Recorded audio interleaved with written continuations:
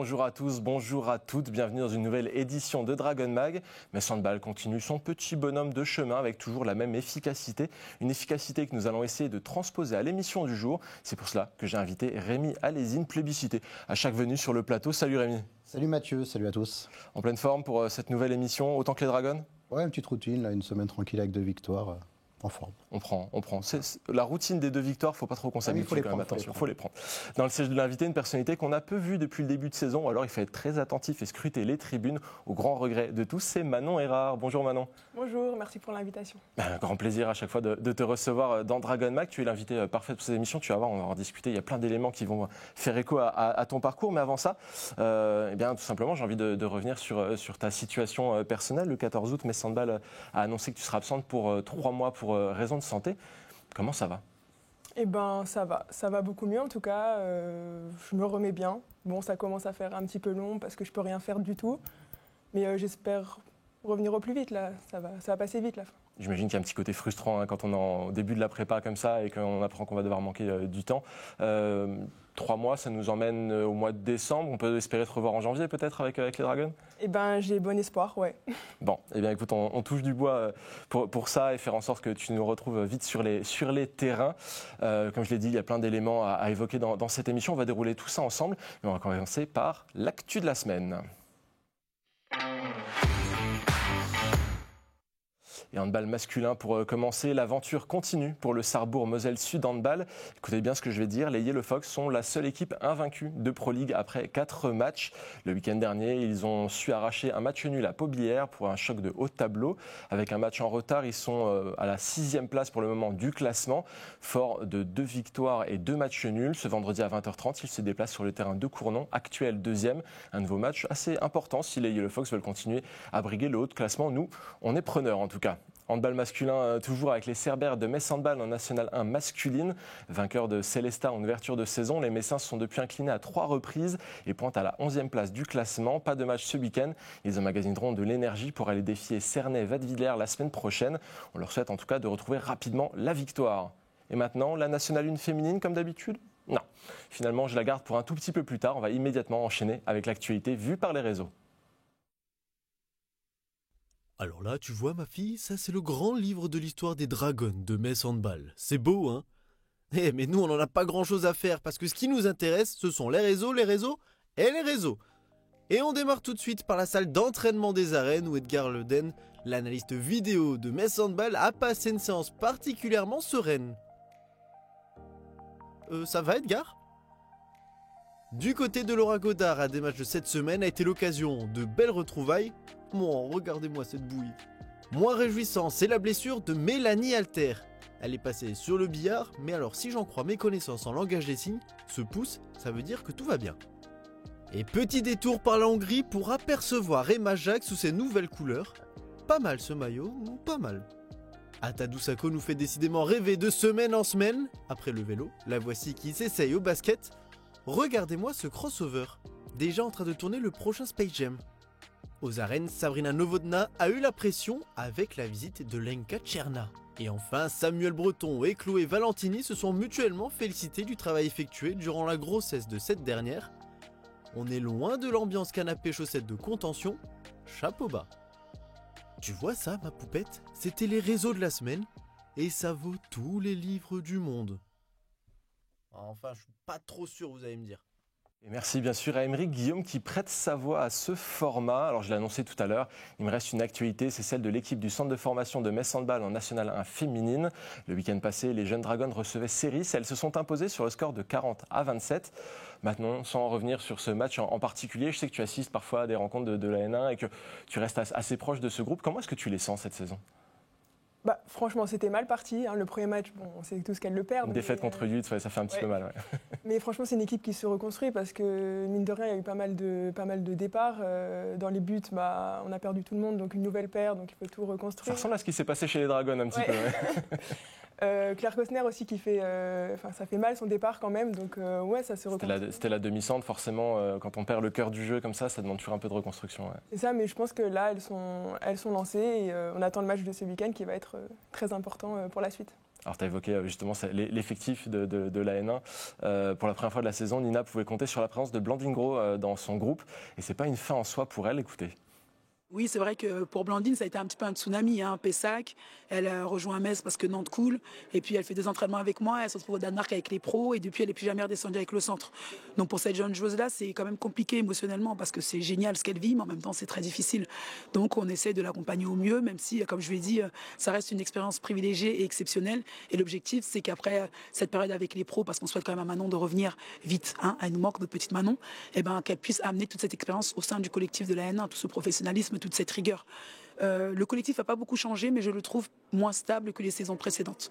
J'avais plus de leaders, on manque de leadership, si tu veux, ce qui fait qu'on n'a pas une stabilité très intéressante tout au long de l'année et tout au long des matchs et des rencontres. Chaque week-end, je dois essayer de m'appuyer sur 2-3 joueuses. Donc Blandine, quand elle revient avec nous, c'est ce qu'on lui demande, vraiment de nous apporter ça. Et ça doit aussi créer une certaine forme de confiance auprès des filles. C'est quand même Blandine qui joue avec les pros, qui redescend avec nous. Clémence, moi la charge de se dire je suis toute seule au poste. Donc, et puis moi, avec des rotations supplémentaires, franchement, ça ne me dérange pas. On reconnaît bien Nina Canto et son phrasé un peu légendaire comme ça, elle sait passer les messages comme il faut. En tout cas, on a entendu, tu lui manques sur les terrains, là, hâte de te revoir. Alors peut-être que c'est aussi pour pouvoir récupérer Blandine sur son effectif. Mais bon, c'est quand même pas mal. L'équipe, on l'a dit, va tester sa solidité samedi avec un déplacement à Noisy-le-Grand. C'est une équipe qui évolue désormais avec Astrid Ngouan. C'est plutôt pas mal comme recrue estivale. Et elle est actuellement leader de la poule. Il faudra enchaîner avec Strasbourg et Besançon. Autrement dit, un mois assez complexe, mais ça ne déstabilise pas Nina Canto. Écoutez-la à nouveau. Alors je l'appréhende comme j'ai toujours fait toutes les saisons. Sur les gros matchs, de toute façon, comme j'ai dit, ça se joue au mental. Ça se joue au mental et au niveau de la stabilité, je pense qu'on est toutes des équipes qui peuvent se battre. Sauf qu'on va voir qui est-ce qui aura le meilleur projet de jeu le jour J, qui est-ce qui aura la meilleure endurance mentale le jour J et qui est-ce qui aura le plus envie. Voilà. Nous, aujourd'hui, je dirais, moi, ma peur, c'est l'instabilité. Mais je sais aussi que quand on est au top, on est capable d'affronter ces équipes-là. Je pense que c'est top pour des joueurs qui sont en centre de formation de pouvoir affronter des équipes qui, pour moi, ont un niveau un peu des deux, parce que quelque part, ça nous sort de notre zone de confort et c'est là qu'on progresse, c'est dans l'inconfort qu'on progresse. Donc ces matchs-là, je les aborde avec beaucoup de sérieux, d'appréhension, mais pas moins d'ambition. Bon Rémi, c'est du Nina dans le texte. Parfois, quand je lui tends le micro, j'ai l'impression qu'elle s'adresse autant à moi qu'à son collectif et à ses joueuses. Elle a vraiment une ligne directrice assez évidente. Oui, de toute façon, Nina, tu n'as pas besoin de lui poser une question. Tu lui tends le micro et elle fait passer ses messages. Mais moi, je retiens le côté compétitrice qu'elle a, qui est très intéressant parce qu'il ne faut pas oublier, quand on parle de la N1 de Metz Handball, que c'est avant tout un laboratoire. Ouais. Ce n'est pas une équipe destinée à gagner des titres. Alors, elle en gagne parce que le centre de formation est assez formidable et on est presque frustré quand il y a une défaite contre Yutz ou quand il n'y a pas de titre de champion de France à la fin. Mais c'est plutôt logique quand elle parle de manque de leader. C'est-à-dire que là... ce sont des filles qui, par essence, ne sont pas matures au niveau du handball. Elles ont tout à apprendre et elles vont grandir. Donc c'est une équipe qui, dans 6 mois, encore plus que le Metz Handball professionnel, pourra compter sur des leaders. Mais il faut qu'elles aient en d'éclore. Il faut que les caractères aient le temps de s'affirmer. Et là, elle est dans cette phase-là. Bon, il y a eu le petit faux pas de début d'année, mais c'est vrai que quand tu vas t'aguerrir à des équipes qui ont quasiment le niveau des deux, forcément, tu t'affirmes et quand tu as comme coach quelqu'un qui ne supporte pas les défaites et qui est toujours dans un esprit un peu conquérant, ça a été son esprit quand elle était joueuse notamment, ça ne peut que faire des leaders après. Ah, effectivement, toutes les équipes de N1 ne sont pas des équipes de centre de formation, il y a aussi des équipes tout simplement seniors. Et c'est ça qui est il faut aller s'y frotter et parfois il y a des sacrées joueuses aussi en face. On va voir ce que ça donne contre Noisy ce week-end. On va continuer à aller suivre cette équipe de jeunes Dragons, mais pour le moment, c'est la fin de notre séquence actu. Je vous propose de nous diriger tranquillement vers le récap. Et on va commencer tranquillement par la Champions League. 3 équipes abordaient la 4e journée de compétition invaincue. 3 équipes en sont ressorties invaincues. Metz, Győr et Brest ont réussi à prolonger leur série. Voilà, j'ai tout dit. On peut arrêter là. Non, on va en discuter un peu tout de même. Metz Handball recevait Budućnost, une équipe en méforme qui a tenu une dizaine de minutes avant de prendre un éclat et de se faire distancer au fil du temps. Rémi, qu'est-ce que tu en as pensé de ce match contre Budućnost ? C'est pas le match le plus passionnant de la saison, mais c'est un match qu'il faut passer avec sérénité, ça a été fait. C'est sûrement, et sur le plan comptable c'est incontestable, c'est l'adversaire le moins coriace de la poule. Ça se voit sur les résultats, ça se voit ce qu'on a vu sur le terrain. Si ce collectif devait avoir une qualité, c'est plutôt sa défense, c'est une équipe qui marque très peu de buts, on l'a vu aussi contre Metz. Et en plus, il n'avait pas Armelle Intingré, qui est une gardienne qu'on connaît bien, et qui n'était pas là pour ce match-là. Donc... peu de surprises. Il fallait gagner ce match. Ça a été fait de façon intéressante. Et ce que j'aime, c'est chercher la petite lueur. Parce qu'on pourrait se dire, bon, tant mieux, c'est bien, ce match, il faut tourner la page. Je pense qu'on va faire un petit focus dessus, c'est Thierry Axner. Voilà, il y a à chaque fois un petit éclat. Là, ça vient de sa part. Hormis toutes les bases solides qu'on connaît de Metz Handball. Donc, l'enseignement que j'ai tiré de ce match-là, à part la victoire, c'est évidemment cette petite lueur Thierry Axner. On va en reparler. On va reparler d'elle un petit peu plus tard. Moi, j'ai noté aussi d'autres joueuses qui ont performé. C'est justement pour concrétiser cet éclat en première mi-temps. Eh bien, il y a eu un coup de chaud de Léna Granvaux et Lucie Garnier. À elles deux, elles marquent 5 des 6 derniers buts de la mi-temps. Manon, toi, tu les vois, tu les connais très bien déjà. Tu les vois depuis le côté du terrain actuellement. Elles sont en très très grande forme depuis le début de saison. Oui, totalement. Léna, de toute façon, on le voit depuis le début, depuis la préparation. Elle arrivait en prépa, elle était déjà à 200%. Vraiment, même à l'entraînement, elle nous traverse, on ne comprend rien, quoi. Donc oui, c'est sûr que physiquement, elle est en forme. Et Lucie, de toute façon, elle fait que ça depuis quelques temps, de progresser. Donc c'est sûr que cette année, elles apportent vraiment beaucoup au collectif et heureusement qu'elles sont là. Rémi, j'ai une petite stat pour toi. En deuxième mi-temps, Buduknoch n'a mis que 7 buts. Ah oui, je te disais. Metz en a mis 10 de plus pour valider un plus 20. En Champions League, ça fait quand même un peu mal au crâne quand on prend des écarts comme ça sur une mi-temps. Oui, ça fait quand même beaucoup de matchs. Et il reste beaucoup pour Podgorica et on peut se faire du souci pour elle. Elle qui en causait il y a 10-15 ans à toutes les équipes d'Europe et surtout lorsqu'elle recevait parce que c'était redoutable là-bas. C'est une sacrée ambiance quand même là-bas. C'est une équipe qui maintenant peine à faire peur. Mais je vais rebondir sur Léna Granvaux. Je n'étais pas là les émissions d'avant, je pense que vous en avez parlé. On en parle tout le temps. Il faut avoir la mesure du début de saison qu'elle est en train de faire. C'est pas une nouvelle recrue puisqu'elle avait déjà montré beaucoup de qualité la saison dernière, mais pas avec cette dimension. La dimension qu'elle a acquise cette année, c'est une nouvelle référence mondiale actuellement qui est dans le collectif de Metz Handball. Il faut en avoir conscience. On est salé, la pépite a éclos. Elle avait fait des débuts fracassants en équipe de France. Elle était une des meilleures joueuses en finale d'un grand tournoi. Donc on la savait capable de coups d'éclat. On ne savait pas encore si elle était capable à long terme d'être une joueuse solide avec un tel niveau. Et là, elle est en train de le faire. Donc si on devait faire un petit bilan maintenant de cette première phase de la saison, on n'a pas recruté, mais Metz a gagné là, en quelques semaines, une joueuse qui sur toute la saison va être monstrueuse. Bon, je vous fais le pari qu'elle va être monstrueuse parce que je ne la vois pas baisser de régime. Et là, c'est assurément une excellente nouvelle. Une nouvelle leader est à Metz Handball cette année, c'est Léna Granvaux. Et c'est vrai que c'est pas n'importe quel talent. C'est vrai qu'il y a ce côté-là. Il y a des joueuses à qui on prête un talent et on l'aperçoit sur certains matchs, etc. Ouais. Et il y a les joueuses qui arrivent à sortir de ce truc-là et à être excellentes tout le temps. Et on a tendance à penser que la Léna, elle a passé un petit peu un cap dans son niveau de jeu. Ça me ferait peur. Ouais, ça peut. Je pense que ça peut. En tout cas, je vous propose tout d'abord d'écouter la réaction d'Emmanuel Mahunat juste après la rencontre. Ça va nous donner quelques petits éclairages supplémentaires. La satisfaction, c'est la capacité à défendre et à prendre encore moins de 20 buts. Alors, on ne galvaude pas le projet offensif, puisqu'on a quand même marqué effectivement beaucoup de buts. Il n'y a pas de plus 20 sans beaucoup de buts marqués non plus. Mais je suis content surtout de la constance avec laquelle on a construit le match encore. On est à plus 9 à la mi-temps et on n'a jamais cessé d'appuyer à 9, à 10, à 9, à 10, à 11, à 10, à 11, à 12, à 13.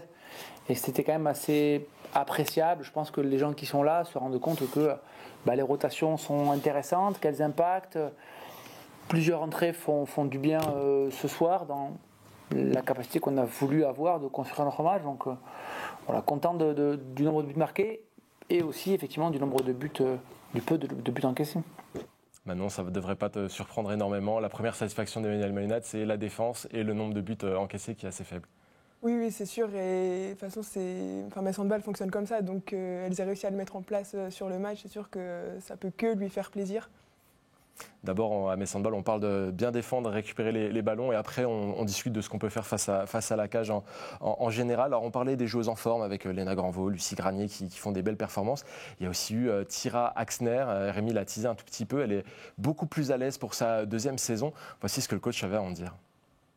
En fait, les années se suivent et se construisent. C'est-à-dire que concrètement, elle avait moins de responsabilités de l'année dernière eu égard de la personne avec qui elle partageait le poste. Par contre, l'ambition pour nous était d'imaginer à un moment ce genre de scénario-là. Je m'explique, mais la raison pour laquelle Thierry est arrivée l'année dernière, acceptant que le club soit dans une rotation à 3 au poste d'arrière-gauche, c'était pour se dire ok, on va accepter peut-être de tatillonner la première année, mais par contre, une fois qu'on sera retombé à l'équilibre avec 2 arrière-gauche, Thira devra bénéficier de son année déjà passée avec nous. Et aujourd'hui, on est sensiblement dans ce qu'on avait imaginé avec une Thira plutôt agréable, dynamique, qui prend ses responsabilités, qui prend des tirs. But ou pas but, c'est pas très très grave, on régulera les choses, on essaiera de réfléchir pourquoi elle n'a pas marqué, mais voilà, ça reste assez intéressant malgré tout. Après, voilà, il faut que ça perdure dans le temps. Manon Thira-Axner, tu l'as découverte la saison dernière, qu'est-ce que tu peux nous dire sur elle et sur sa progression là, actuellement? En fait, je dirais que Thira, son pire ennemi, c'est elle. Quand elle n'est pas en confiance, elle ne va pas y aller. En fait, je pense qu'elle doute un peu de ses capacités, alors qu'elle a des capacités physiques de dingue, qu'elle comprend le jeu. Donc là, quand elle est en confiance, on voit ce que ça peut faire. Donc il n'y a qu'à espérer qu'elle continue dans cette voie. Rémi, on peut penser que ce genre de performance, comme elle a pu faire là contre Budućnost, être élue en plus par le public comme étant la meilleure joueuse du match, ça peut lui donner la confiance nécessaire pour reproduire ce genre de prestations. C'est une joueuse qui a besoin de culot pour fonctionner. Elle l'avait fait dans ses premières minutes l'année dernière quand elle avait débarqué avec le maillot jaune et blanc. On se dit, elle a peur de rien. C'est vrai. Et on avait eu le sentiment qu'après, elle avait un petit peu peur de tout. Et ça l'avait un petit peu, je pense, perturbée. Sa première année avait été une bonne année, mais on sentait qu'elle en avait encore le sous la semelle. Je suis content quand j'écoute Manu Maganat parce que si je lis un petit peu entre les lignes, j'ai l'impression de penser la même chose que lui. C'est-à-dire que j'en attends encore plus. C'est-à-dire que ce match qu'elle a fait là, je pense qu'elle peut le répéter, qu'elle ne le fait pas assez. Elle n'en a pas beaucoup des matchs à 6-7 buts à ce niveau de compétition. C'est une des premières fois quasiment qu'elle le fait en Ligue des Champions. Et elle a la capacité technique, athlétique pour le faire. Et je pense effectivement qu'il lui faut un gage de confiance. C'est difficile d'avoir un gage de confiance dans un collectif où la concurrence est redoutable et où, quand tu as l'impression de rater 15 secondes sur une phase de jeu, tu sais que potentiellement la fille qui est en rotation en concurrence avec toi, même si tu es bienveillante avec elle, elle ne ratera pas, elle, cette phase de jeu-là. Donc Thira-Axner, moi, j'en attends peut-être pas autant que Léna Granvaux, dont on a parlé le cap. Là, on est peut-être le niveau un petit peu en dessous, dans la progression et dans la maturité. Mais on est face à une joueuse qui, cette année, doit faire un petit peu plus que l'année passée. Et ça ressemble plus à ce type de match contre Podgorica que ce qu'on a peut-être l'habitude de voir. Donc je suis très content de ce match-là. Mais j'en attends encore plus que ce que j'ai vu si je prends toutes les premières semaines de cette saison. On va continuer à suivre tout ça. Pour le moment, on va laisser la Champions League de côté. On a un petit peu de temps avant le prochain match d'ailleurs. On va se diriger gentiment vers la Ligue Butagaz Energy, notre match de cette semaine, puisque Metz Handball recevait Paris 92. C'était la 5e journée de compétition et il a démarré avec un 3-0 en faveur de Paris 92. Ça, c'est assez inhabituel. Au bout de 5 minutes, les Dragons avaient absolument tout manqué et les poteaux avaient d'ailleurs bien vibré. C'est inhabituel. Qu'est-ce qui s'est passé selon toi, Manon, dans ce début de match un petit peu bizarre? Franchement, je sais pas trop. Une perte de repère. Peut-être le maillot rose qui a... On va pas mettre ça sur le maillot rose quand même, non? Non, mais franchement, je sais pas expliquer. Mais en tout cas, elles se sont rapidement reprises et voilà. À la fin de la mi-temps, il y avait déjà dès la 11e minute, il y avait déjà 7 buts d'avance. Des Dragons assez frustrés. Rémi, ça peut faire des dégâts. Elles ont vite renversé la situation. Elles ne se sont pas laissées manger par le stress non plus. Très honnêtement, quand on en est à se demander pourquoi elles ont raté 3 minutes contre Paris 92 pour renverser un match qu'elles ont remporté de façon assez confortable, c'est qu'il n'y a pas vraiment de péril. Très honnêtement, Mathieu, t'as eu peur à 3-0 ou pas? Pas du tout. Et je pense que dans les arènes, ça tremblait pas énormément. Je pense que personne n'a eu peur. Tout le monde a mis un petit peu de temps à s'habituer à ces magnifiques maillots roses. Et au final, Paris 92, qui réalise quand même un début de saison assez cataclysmique, a peut-être réussi son meilleur match avec celui contre Brest. Je crois qu'elles avaient pris que 4 ou 5 buts contre Brest, ce qui est une prouesse quand on voit le rouleau compresseur brestois. Et c'est permis de tutoyer Metz Handball pendant 2 minutes 45 sur un match. Non, mais voilà, tout ça pour dire que il ne faut pas s'attarder là-dessus. On ne peut pas s'attarder sur ce début de match un peu balbutiant au regard de ce qu'on voit depuis le début de la saison. Vous le savez, je suis souvent très exigeant et je suis difficile à satisfaire, mais ce qu'on voit depuis le début de la saison, très honnêtement, il m'en faut bien plus que ces 2 minutes 45. Je dis 2 minutes 45, vous rectifierez, vous regarderez le chrono. Je ne l'ai pas avec moi le chrono. Pour m'inquiéter, on n'a jamais eu peur. Voilà, ok, vous me mettez un 12-2 au bout de 18 minutes, là je vous dis, bon, il y a peut-être un petit problème et il va peut-être falloir changer quelque chose. Là très honnêtement, on est sur une telle marge, et c'est dommage, entre Metz, Brest et les autres équipes du championnat, on est face à une telle faiblesse de Paris 92 depuis le début de la saison, qu'on voyait vraiment très mal comment cette équipe aurait pu inquiéter un petit peu plus Metz.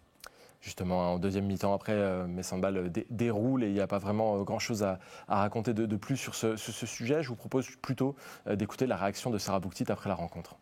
On a eu beaucoup d'échecs au tir, plutôt rares en vrai, en général, en championnat en tout cas. Ça nous a mis en difficulté. En plus, on a pris 2-3 spé dès le début du match, donc c'était début du match assez compliqué, mais on a su régler tout ça au fur et à mesure et commencer à creuser l'écart. Donc rien d'alarmant, mais il faut faire attention quand même. Cette équipe de Paris 92, c'est un peu une bête blessée depuis le début de la saison. Malgré tout, on connaît Metz Handball, il ne fallait pas sous-estimer l'adversaire qui se présente aux arènes.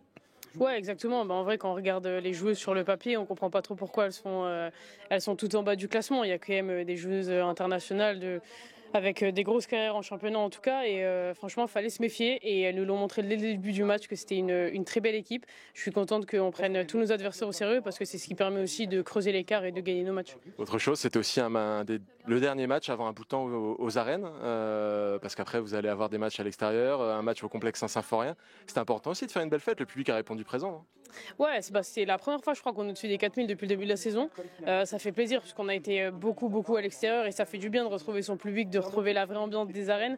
Ça fait chaud au cœur et ça va nous manquer parce qu'effectivement, on n'est pas prête de revenir ici, mais on tâchera de faire le job dans toutes les autres salles où on va jouer. Effectivement, l'ambiance des arènes va certainement manquer dans les prochaines semaines, mais on les retrouvera très rapidement. Il y a encore énormément de matchs avant la fin de saison. Moi, de mon côté, j'ai profité d'être en zone mixte pour attraper une ex-coéquipière à toi, Manon, justement. C'est Delia Golvet. Elle a quitté Metz Handball il y a bientôt 1 an pour partir en prêt à Paris. C'était en novembre dernier. Elle a continué sa progression. Elle a pu glaner du temps de jeu en Ligue Butagaz Énergie. Le prêt a été prolongé d'1 saison et donc je suis allé lui demander comment ça se passe. Pour moi, ça se passe bien. L'intégration s'est bien faite. J'ai mis un peu de temps à m'intégrer dans l'équipe Paris 92 parce qu'une nouvelle joueuse, j'arrive en cours d'année, c'était pas forcément facile. Mais maintenant, j'ai pris mes marques et ça va. Qu'est-ce que ça fait de revenir jouer un match aux arènes là comme ça? Tu t'attendais à ce que ça arrive si tôt de rejouer un match ici et de t'opposer à tes anciennes coéquipières? Ça fait vraiment bizarre. Parce que du coup, je suis dans le camp adverse, je suis dans le vestiaire adverse. Et non, ça fait plaisir de revoir les têtes qu'on connaît, plaisir de revoir le public. Et c'est toujours bien chaleureux de jouer à Metz contre la meilleure équipe de France. Donc ça fait plaisir de rejouer contre des anciennes coéquipières. Avec Paris, vous êtes un petit peu en difficulté là sur ce début de saison. Comment est-ce que tu expliques ça? Je ne sais pas trop comment on peut l'expliquer, mais en tout cas, les objectifs, c'est de plus lâcher un point, d'aller essayer de tout gagner en équipe et voilà.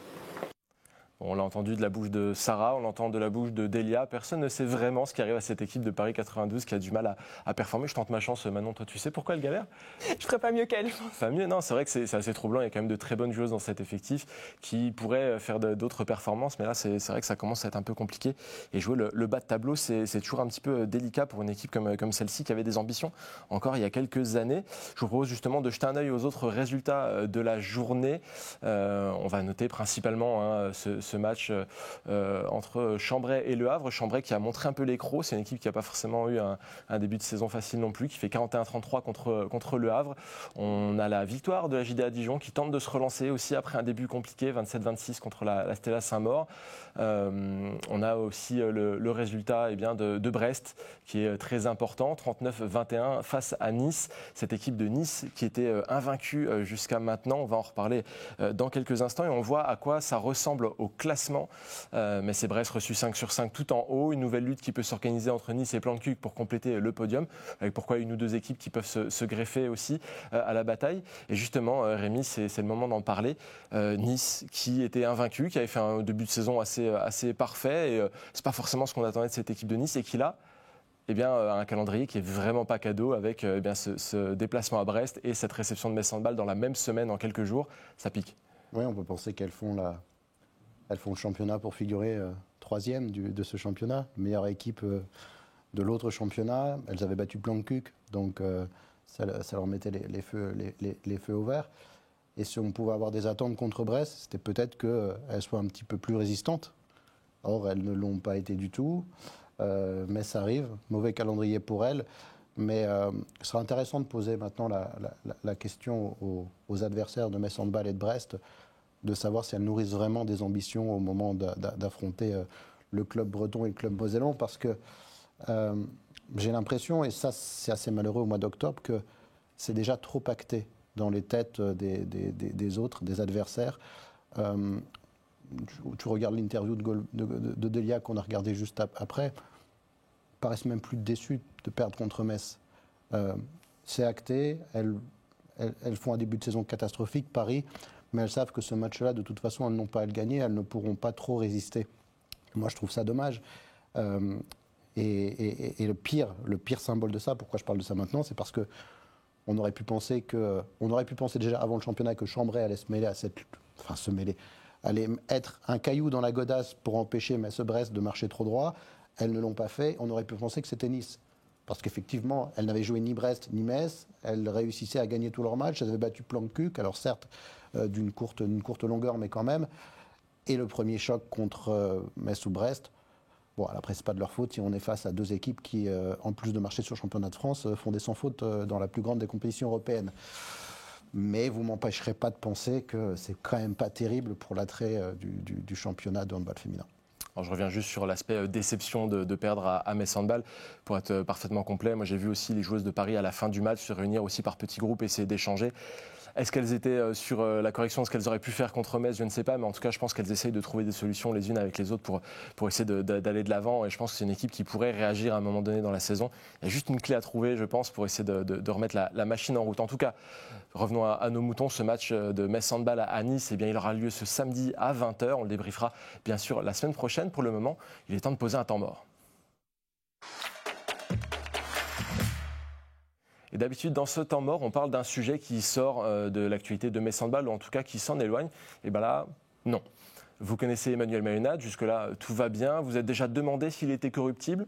Pas sûr que quelqu'un se soit déjà posé la question, mais moi, j'ai eu l'opportunité de lui poser la question quasiment telle qu'elle, parce que, eh bien, pourquoi pas, dimanche, Lenka Tcherna, ex-gardienne et joueuse de Metz Handball, qui a joué un rôle dans l'arrivée de Sabrina Novotná, était présente aux arènes. J'ai tout simplement demandé à Emmanuel Mayonnaud si ça pouvait lui mettre la pression sur ses choix quand quelqu'un est en tribune comme ça pour observer une joueuse en particulier. Vous voyez sa réponse, ça c'est clair. Alors, franchement, mais rien à faire. Hein. Ah oui, mais vraiment, alors là... Ça m'est arrivé des fois d'entendre que tiens, j'ai la famille qui est là et la fille elle est restée sur elle vient de l'extérieur ou de l'étranger pour venir me voir. Malheureusement, j'en connais qui sont restés 1 heure sur le banc parce que le match s'y prêtait pas, etc. Ça ne m'impacte pas du tout. Et Lenka est venue parce qu'elle était entraîneur des gardiens la dernière de Sabrina. Elle avait, je pense, très fortement contribué à la venue de Sabrina par ici. Elle a assisté à l'entraînement de hier. Mais si... Johanna n'avait pas fait la mi-temps que je lui ai prêtée, Sabrina aurait pu rentrer très vite. Si Johanna avait été excellente et que le match avait été serré, elle ne serait pas rentrée du tout. Voilà, le contexte aidant. Mais non, ça m'est arrivé d'avoir des remontrances parce que effectivement, j'ai jamais pris ça en considération. Et d'ailleurs, bien heureusement, on va aller à Debrecen d'ici peu. Je peux vous annoncer que peut-être que Petra et Anna ne joueront pas une seule seconde alors qu'on va en Hongrie. Voilà, c'est arrivé. J'ai plein d'exemples dans ma tête là qui remontent où j'ai eu des soupes à la grimace parce que malheureusement c'est tombé comme ça, mais c'est pas grave. Je vous avais dit que la réponse était assez claire et évidente. Je ne sais d'ailleurs même pas si quelqu'un avait vraiment un doute là-dessus. Maintenant, cette histoire de faire venir de la famille dans le public et de dire à Manu tiens, j'aurais bien un peu plus, t'as déjà essayé ou pas? J'essayerai même pas. N'essaye pas, ça ne sert à rien, c'est même pas la peine. En tout cas, on va laisser là ce temps mort. C'était rapide, c'était le moment aussi de sourire un tout petit peu. On va passer. C'est bien de voir Lenka Tcherna, parce que vous n'imaginez pas, vous qui n'avez peut-être pas vu ces matchs à l'époque. Je ne les ai pas vus personnellement. Extraordinaire. Et voilà. Et écoute, on essaiera. C'est pas pour ça que Manu va mettre. La prochaine fois qu'elle passe dans le quartier, on essaiera de la tirer sur le plateau de Dragon Mag. Une gardienne extraordinaire. Je vous propose en tout cas de passer à notre sujet suivant. Il est temps d'aller sur les terrains, mais pas n'importe lesquels. Et aujourd'hui, on va directement sur le terrain de la lutte contre le cancer. Mercredi, le match des Dragons était placé sous la thématique d'Octobre Rose. Il s'est passé beaucoup de choses aux arènes. J'ai commencé ça dans un reportage. On en discute ensuite. Mercredi soir, aux arènes de Metz, le jaune et bleu avait quelque peu déserté les épaules des supporters de Metz Handball au profit de la couleur rose. À l'occasion de la réception de Paris 92, le club apportait son soutien à la cause d'Octobre Rose avec diverses opérations. On voulait, comme chaque année, marquer un peu plus le coup. On a essayé de proposer un maximum de choses comme les écharpes, comme ce fameux maillot et jupette rose. On a travaillé avec le comité de Moselle qui nous a donné un réel coup de main aussi sur le développement de ce match-là. L'objectif c'était aussi de faire découvrir à des clubs, à des enfants, l'opportunité de voir un match de haut niveau dans une arène et l'objectif c'était de les faire venir en rose. Parmi les éléments les plus remarqués, l'écharpe rose collector, épuisée en quelques minutes, mais aussi les maillots spéciaux portés par les Dragons.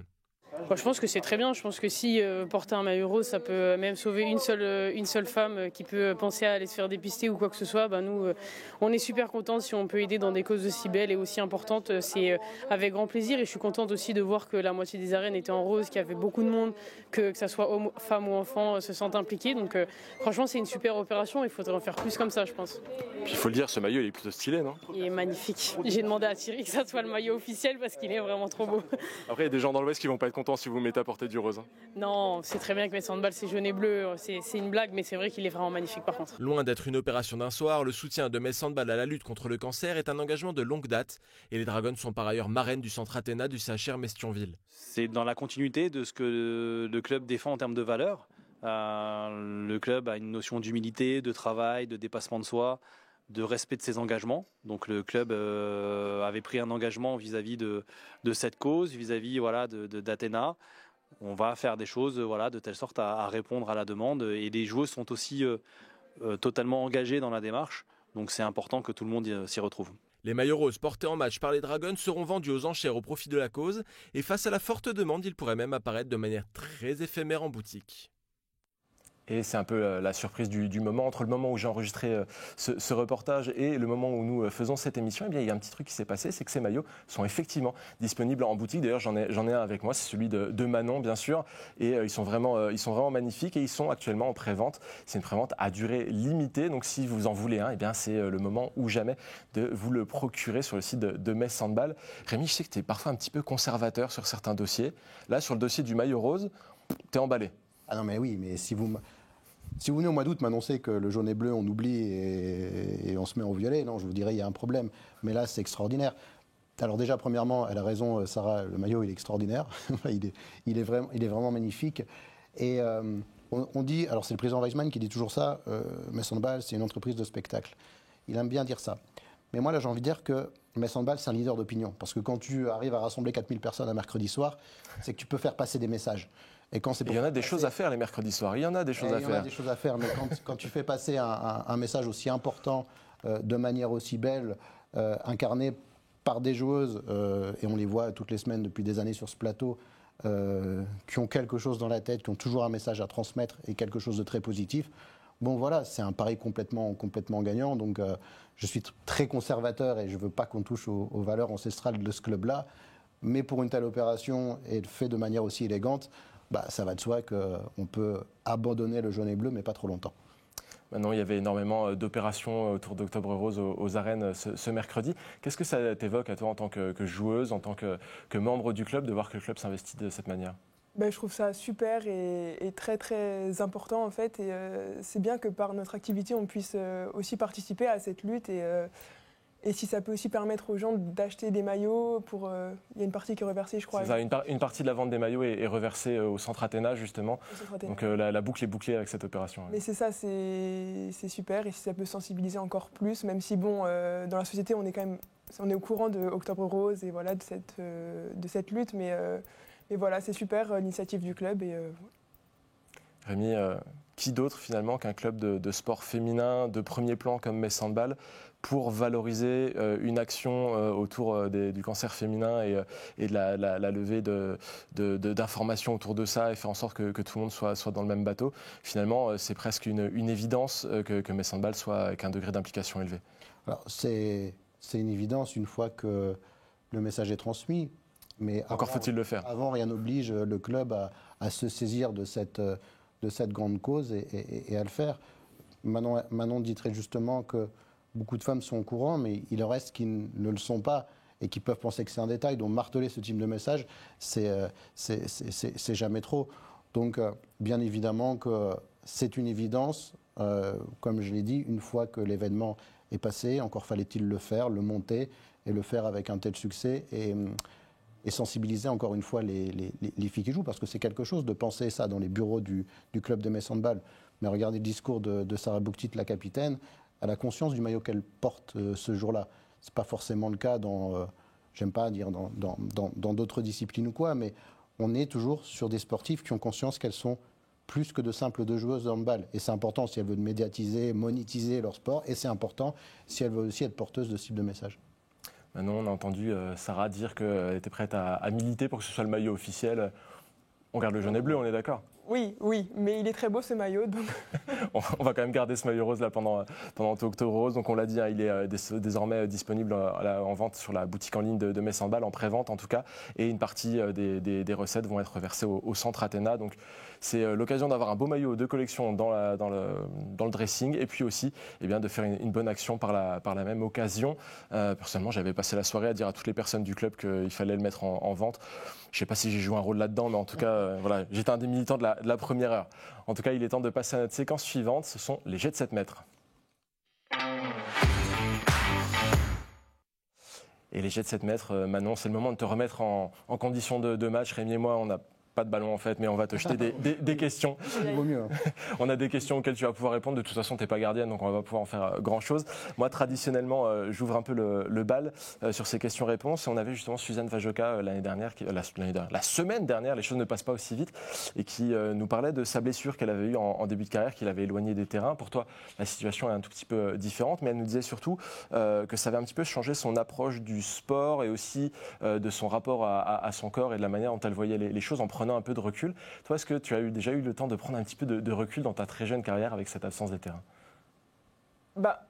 Non, enfin, je pense pas. Là, ça va me permettre d'en reprendre, mais je pense que je verrai vraiment la différence quand je vais reprendre, parce que là, je suis vraiment hors du cadre et voilà, quoi, j'assiste à des entraînements, à des matchs, mais j'arrive pas encore à me poser des questions sur moi, donc je verrai à ma reprise ce que ça a changé. Parce que c'est sûr que quand toi, tu es assez jeune, tu vis handball depuis déjà un assez jeune âge. Avoir une coupure comme ça, c'est assez marquant. Ça a dû beaucoup te manquer, en tout cas au début, de ne pas pouvoir participer avec les coéquipiers. Oui, c'est sûr, surtout que j'ai été stoppée la veille de notre départ au Danemark. Donc, ouais, en fait, à partir du moment où ça commençait à être vraiment intéressant, à la fin de la prépa, moi, j'ai arrêté. Donc, bon. Comment ça, la prépa, c'est pas intéressant? Les courses, le travail physique Non, j'aime bien, mais faut pas en abuser non plus. Hein. On est d'accord, on dira rien à Samuel. Est-ce que tu es accompagné Parce que depuis le début de ta jeune carrière, tu es sur une courbe ascendante. C'est-à-dire que tu franchis les étapes, que ce soit avec la N1, avec l'équipe de France, avec les titres que tu accumules, l'équipe de France jeune, le titre de meilleure joueuse. Et soudainement, cette courbe-là, elle s'arrête et elle fait un plateau avant sans doute de remonter. J'imagine que c'est quelque chose qui n'était pas prévu. Enfin, j'imagine pas, c'est quelque chose qu'on ne prévoit pas. Est-ce que d'une quelconque manière que ce soit, alors avec d'anciennes joueuses, avec des coéquipières, avec le staff, est-ce que quelqu'un t'accompagne psychologiquement dans une étape qui est inattendue et qui est finalement qui peut être très, très frustrante pour toi? Franchement, en fait, je peux parler librement. Je reçois beaucoup de conseils parce que c'est arrivé à d'autres joueuses et franchement, elles me guident là-dedans. Enfin, vraiment, si j'en ai besoin, en tout cas, j'ai des gens autour de moi qui peuvent m'aider. Certaines joueuses attendent toute une carrière avant d'avoir des trophées, avant d'avoir des titres, avant d'avoir des sacres. Parfois, elles ne l'atteignent pas forcément. Toi, dans une carrière finalement très jeune, tu as déjà une armoire à trophées bien remplie, championne du monde des moins de 20 ans, championne de France, vainqueur de la Coupe de France, une participation au Final Four. Est-ce que tu te rends compte de ce début de carrière qui est assez auréolé de succès pour toi et quel est ton rapport à ça? En fait, je pense que je ne me rends pas vraiment compte parce qu'au final, je trouve même pas ça incroyable. Enfin, comme je suis dedans, pour l'instant, je ne m'en rends pas compte. Donc, C'est fou ça, Rémi, la routine de gagner des titres comme ça. Ouais, mais après, il faut... Elle dit ça comme si c'était automatique, tu sais, d'être intégré au collectif de Metz Handball, de jouer un Final Four, alors que beaucoup de joueuses, et c'est pas forcément mal, mais sont prêtées, sont obligées de partir. Et toi, finalement, ça semble facile parce que... Et j'ai une question qui revient là-dessus, parce que c'est ce que tu dégages, mais j'avais fait un portrait de toi l'année dernière et j'avais parlé à Nina Conto, justement. Et elle m'avait loué tes qualités de handballeuse, tes qualités physiques, mais elle m'avait dit longtemps que Manon avait souffert du syndrome de l'imposteur. C'est-à-dire que tu manquais un petit peu de confiance en toi. On en parlait tout à l'heure sur Thierry Exner. Est-ce qu'au regard de ce que dit Mathieu, de ce que tu as déjà accompli, de l'importance que tu commençais à prendre et que tu vas sans doute poursuivre dans le collectif de Metz Handball, est-ce que ce syndrome de l'imposteur, ça y est, il t'a un petit peu quitté et tu as enfin conscience et pris confiance en toi? Oui, je pense qu'après une saison à avoir découvert un peu les niveaux et tout, ça va. Ça commençait bien la saison et puis voilà, bon, ça s'est arrêté, mais ça va reprendre, c'est sûr. Mais je pense que oui, ça m'a un peu quitté ce syndrome. Enfin, je commence à prendre conscience, on va dire, de mes qualités. Donc, c'est dans la bonne voie, en tout cas. Justement, pour rebondir un petit peu sur toutes ces choses-là, sur ces titres, etc., est-ce que tu as dans le handball des rêves que tu veux accomplir, des choses que tu veux aller chercher, ou est-ce que justement le fait que les choses soient enchaînées si facilement, entre guillemets, pour toi, et d'aller chercher rapidement des sacres, finalement, on ne se prend pas forcément à aller beaucoup plus loin que ça, à avoir un grand rêve qu'on veut atteindre? C'est vrai que, en fait, j'ai jamais eu vraiment de rêve dans le handball, en tout cas. Enfin, même, en fait, ouais, parce que tout se passe comme ça et je pense pas trop à la suite. En fait, je vis au jour le jour. Mais c'est vrai que, comme toute handballeuse, j'ai envie de faire une compétition avec l'équipe de France, j'ai envie de gagner des JO. Enfin, ça reste quand même waouh. Mais c'est vrai que je suis pas là à y penser tout le temps et ouais, je prends les choses comme elles arrivent, en fait. Justement, tu évoques l'équipe de France, c'est quoi ton rapport avec ce maillot bleu? Alors tu l'as porté dans les équipes de France jeunes, tu as réussi à aller chercher des titres avec, mais tu as aussi récemment été convoqué sur des rassemblements de l'équipe de France. C'est quand même pas donné à tout le monde non plus et on sent aussi qu'il y a une exigence qui est plus quand on est membre de l'équipe de France. Oui, c'est sûr. En fait, même si j'étais que à Metz, il faudrait quand même tous les jours se donner à fond. Et ouais. voilà, mais c'est sûr. Ce que je veux dire, c'est qu'il y a une exigence énorme à Metz, mais au niveau de l'équipe de France, c'est un bassin quand même assez énorme de personnes qui poussent et qui veulent vous voir performer aussi, quoi. C'est sûr. En plus, autour de toi, tu as des joueuses incroyables. Donc oui, tu es obligé de te donner à fond. Et franchement, même si je pensais pas au handball tous les jours et tout, je me donne à fond. Et voilà, parce qu'il ne faut pas faire les choses à moitié. On est dedans, donc forcément, il faut y aller. Bon, de la même manière, on espère te revoir très rapidement en bleu là aussi. Rémi, est-ce que tu as encore une question pour Manon? Oui, sur la concurrence au poste, moi qui m'intéresse énormément parce que ça n'a pas toujours été très bienveillant, que ce soit à Metz Handball ou ailleurs. On a l'impression qu'avec Lucie, l'année dernière, et ça le sera peut-être après, les choses étaient presque naturelles. Il y avait la titulaire au poste, alors la saison qu'elle a fait en plus, c'est gagné l'année dernière est plutôt incontestable. Et toi derrière qui n'a pas forcément un rôle de doublure, mais sans accepter forcément ton destin, mais qui a une sorte de bienveillance entre les deux. Et moi, c'est toujours quelque chose qui me fascine en handball. Comment on peut être à un seul sur un poste, parce que tu ne peux pas mettre deux joueuses au même poste au même moment sur le terrain, et comment il peut y avoir cette espèce de bienveillance entre vous?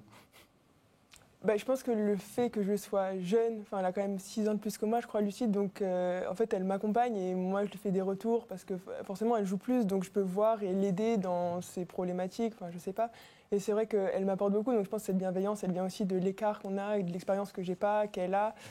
Et voilà, et c'est mieux que ça fonctionne comme ça, en fait, parce que une concurrence, quand il y a vraiment une concurrence pas bonne, ça se ressent au quotidien, donc...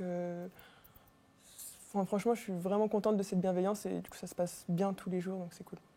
Dans la même veine, alors c'est pas de la concurrence pour le coup, mais c'est l'arrivée de Blandine Gros qui normalement devait être au centre de formation, qui pour le coup te remplace entre guillemets avec les Dragons. Tu as eu l'occasion d'échanger avec elle, de partager quelque chose avec elle à ce sujet-là, parce que son arrivée, elle est quand même assez rocambolesque finalement. Oui, beaucoup, surtout qu'elle était au centre, donc je la vois très souvent et je comprends sa situation, parce qu'elle n'a même pas eu le temps de se préparer. Moi, en ayant un peu de recul, j'ai appris au mois de mars que j'allais monter avec les pros, c'était déjà compliqué, mais elle est arrivée au centre et en fait directement, elle a dû passer avec les pros, donc ça a dû être compliqué pour elle. Donc ouais, je pense qu'elle sait vers qui elle peut se tourner. Moi, j'ai vécu la situation très récemment. Donc.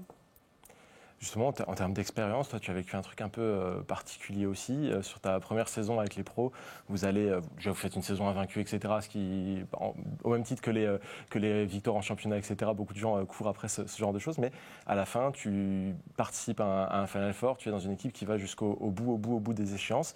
Comment est-ce que tu as vécu le fait de te retrouver un petit peu entre guillemets sur le toit de l'Europe avec ces 4 équipes et de disputer les plus grandes compétitions comme celle-là? C'est impressionnant. C'est vraiment, déjà la salle. On a envie d'y aller tous les ans, personnellement. Moi, je suis prêt à prendre mes billets s'il le faut. Oui, on va peut-être gagner un match un jour en demi-finale aussi. Rabat-joie. Moi, je vous le dis, je veux bien retourner, mais cette fois, je veux voir la finale. Je suis assez d'accord. Mais oui, donc, déjà, moi, quand je suis sur le banc dans un match de Ligue des Champions, le niveau, c'est pas le même, en fait. C'est vraiment un level au-dessus. Donc là, sachant qu'il y a les 3 meilleures équipes en face d'Europe, c'est sûr que ça fait quelque chose.